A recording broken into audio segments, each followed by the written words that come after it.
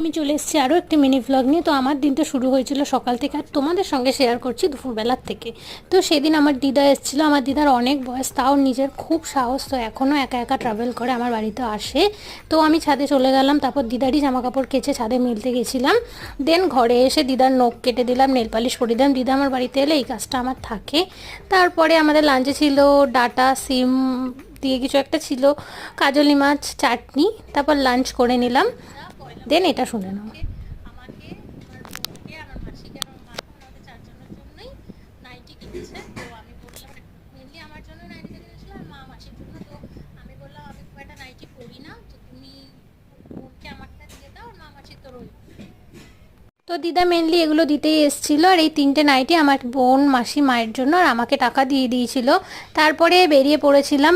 বেরিয়েই দেখছি প্রচুর বৃষ্টি, ভাগ্যিস ছাতাটা নিয়ে বেরিয়েছিলাম।